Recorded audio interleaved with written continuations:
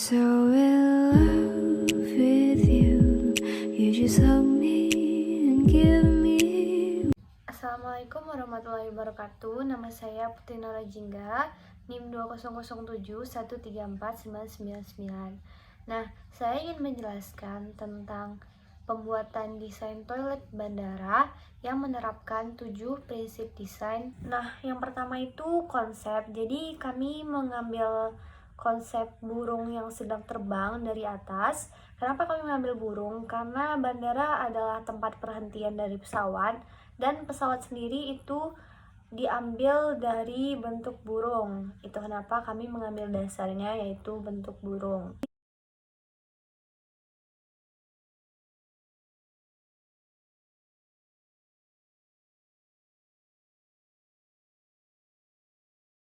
Sayap dan ekor burung tadi diubah menjadi ke bentuk yang lebih kaku, yaitu bentuk-bentuk dasar seperti persegi dan lingkaran. Lalu bagian ekornya disubtraksi dan bagian sebelah kanan itu dipanjangkan, lalu dipindah ke tempat ekor. Jadi si sebelah kanan itu menjadi bagian ekor. Sedangkan yang di sebelah kiri itu lebih padatkan atau dilebar atau digendutkan lagi, lalu dibentuk V. Di tahap ketiganya itu adalah hasil akhir dari transformasi desain ini. Dan ini perspektifnya bisa dilihat. Sekarang masuk ke penerapan 7 prinsip desainnya. Yang pertama itu keseimbangan. Kalau kita lihat dari atas atau denah dari atasnya, atau view dari atas, nah, terdapat sumbu keseimbangan di tengah-tengah, di dekat moncong ke sini. Kanan kiri terlihat seimbang karena yang sebelah kanan ini lebih kecil atau lebih kurus, tetapi dia lebih panjang. Dan sebelah kiri yang menyeimbangkannya itu lebih gendut, tapi lebih pendek. Jadi kanan kiri terlihat seimbang. Tetapi karena bentuknya tidak sama, itu menjadi asymmetrical balance. Yang kedua adalah irama. Jadi terdapat corak pada bagian ekor dan sayapnya, yaitu seperti persegi panjang. Nah, bentuknya selalu sama di setiap ekor dan sayap, lalu dengan warna yang selalu berganti tapi konstan, yaitu merah, kuning, hijau. Itu menandakan irama statis, yaitu irama yang tidak berubah-ubah atau konstan. Ketiga, ada proporsi. Jadi proporsi yang kami gunakan adalah proporsi Palladio, yaitu 1:2, di mana alasnya rasio 1:2, dan jika bagian komponen objeknya itu dibagi juga, itu akan tetap menghasilkan 1:2. Keempat, ada kontras. Jadi kami memakai 4 kontras, yaitu warna, bentuk, arah, dan ukurannya. Jadi kontrasnya sendiri itu adalah moncong burung. Nah, itu tempat masuk. Jadi kalau orang lihat, itu adalah point of view-nya karena dia beda sendiri. Pertama itu warnanya. Yang lain itu warnanya putih, sedangkan moncong burung itu warna biru. Lalu ukurannya. Objek yang lain, bangunan lain itu besar, sedangkan si moncong burung tadi hanya kecil saja karena dia sebagai kanopi atau jalan masuk. Terus arahnya, ketika bagian yang lain itu menghadapnya ke kanan dan ke kiri, dia menghadap ke depan. Lalu keempat, ada bentuknya. Yang kanan dan kiri itu dibentuk dari persegi, sedangkan yang moncong burung itu berbentuk bulat. Yang kelima, ada kesatuan. Desain kami ini mencapai kesatuan dengan kesinambungan, di mana ketika kita menarik garis, dia itu bakal menyatukan desain tersebut. Yang keenam itu adalah skala. Jadi ada 2 skala. Yang pertama itu human scale. Jadi kami memakai skala standar, tidak megah atau tidak terlalu kecil, sewajarnya saja. Lalu yang kedua, kami memakai skala objek. Jadi toilet ini dibandingkan yang lain itu termasuk sama karena seperti dibandingkan dengan ruang tunggu atau tempat makan di sekitar bandara, itu standar. Baik, saya akan menjelaskan materi berikutnya, yaitu tentang komposisi. Pada umumnya, komposisi yang baik terjadi ketika urutan pengaliran mengalir dengan baik, tanpa kejutan yang tak terduga. Maksudnya adalah, kejutan terduga ini pada saat seseorang memasuki bangunan, maka seseorang itu tidak akan terkejut apabila menemukan suatu aliran yang berbeda daripada dalam bangunan tersebut. Contohnya yang dekat adalah pada denah kamar mandi yang kami rancang.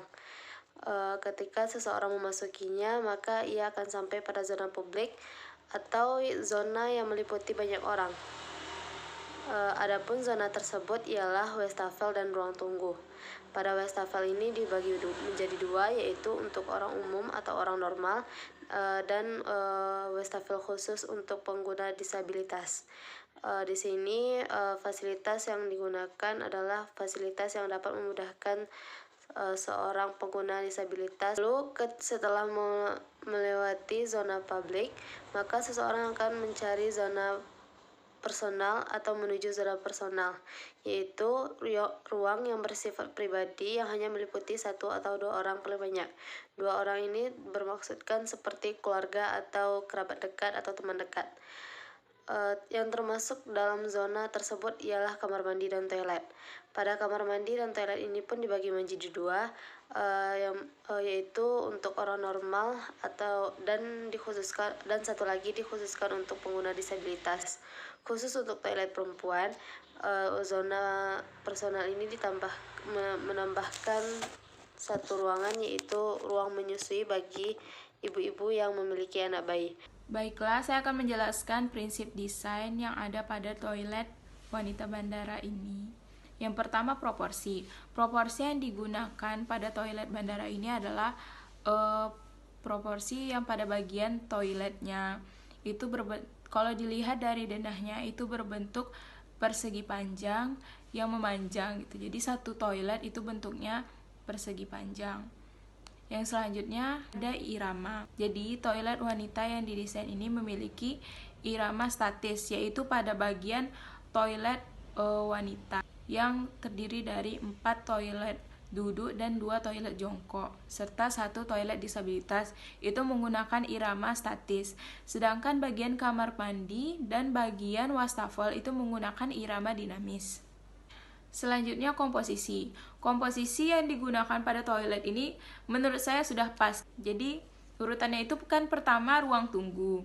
Ruang tunggu masuk ada nursery room. Jika kita tidak menggunakan nursery room, kita bisa belok sebelah kanan ke arah toiletnya, dan saat kita masuk toilet tersebut itu sudah kita menemui wastafel dulu, baru wastafel dan toilet. Lalu toilet disabilitas, baru ruang kamar mandi yang terletak di ujung. Menurut saya komposisinya sudah pas dan mempermudah orang yang ingin menggunakan fungsi-fungsi dari toilet ini. Yang keempat, keseimbangan. Toilet ini menggunakan keseimbangan asimetris merata. Yang kelima, kontras. Karena warna toilet ini didesain seperti warna krim, coklat, dan juga warna kekuningan, kuning-kuning krim.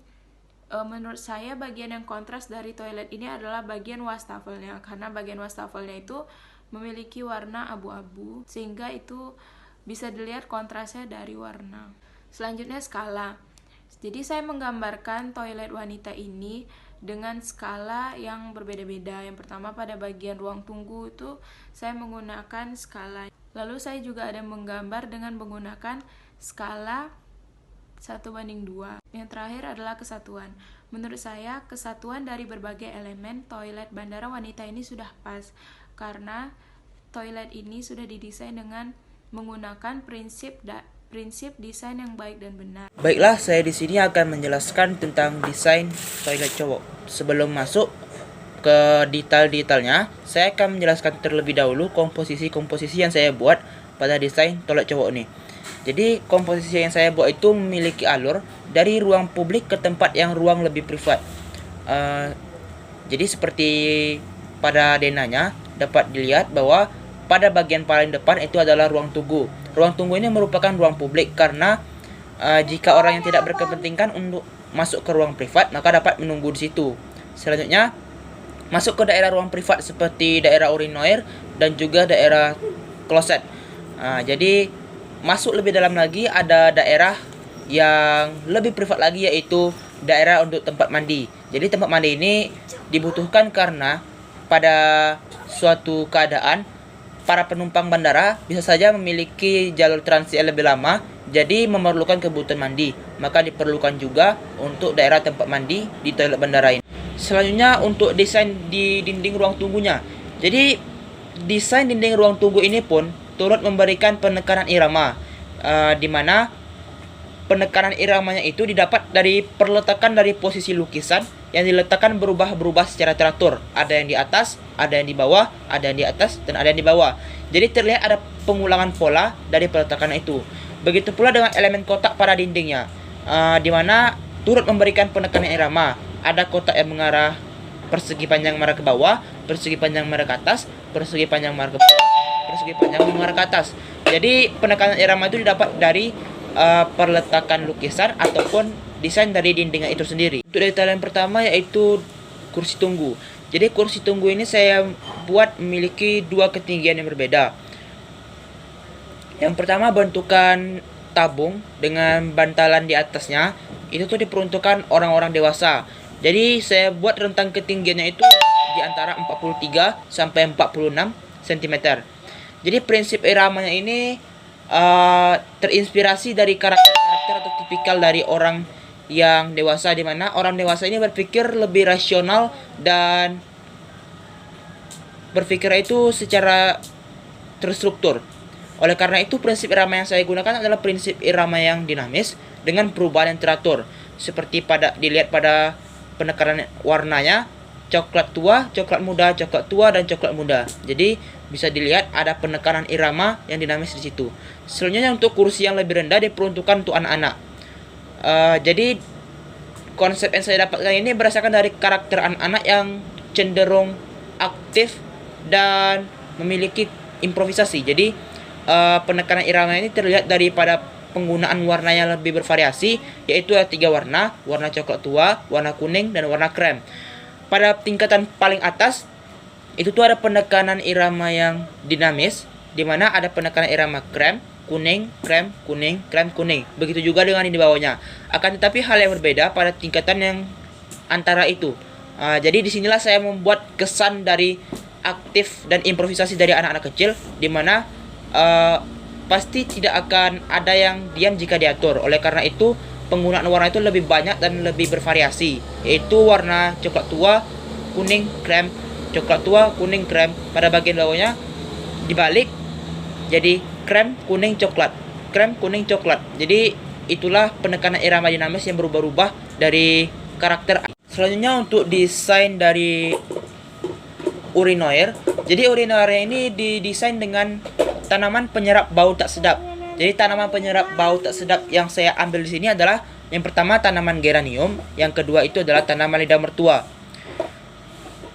Penekanan irama pun turut diberikan pada desain urinoir ini, dimana di setiap urinoirnya pasti terdapat tanaman ini. Jadi terdapat pengulangan pola, yaitu pada urinoir pertama ada tanaman geranium dan lidah mertua. Begitu juga dengan seterusnya sampai yang seterusnya. Jadi dengan pola yang sama diletakkan bunga-bunga di dekat urinoirnya. Untuk keperluan selanjutnya untuk desain toilet cowok ini yang paling penting adalah kloset dengan gantungan barang. Karena ini toilet bandara, tidak menutup kemungkinan bahwa penumpangnya itu membawa barang-barang kecil seperti tas, tas dan yang lainnya. Jadi terkadang kan orang-orang di bandara itu berpergian dengan banyak barang. Jadi diperlukanlah tempat gantungan barang-barang tersebut di dekat dalam kloset, agar barang-barang tersebut aman dan tidak basah selama penumpang itu buang air besar di dalam kloset.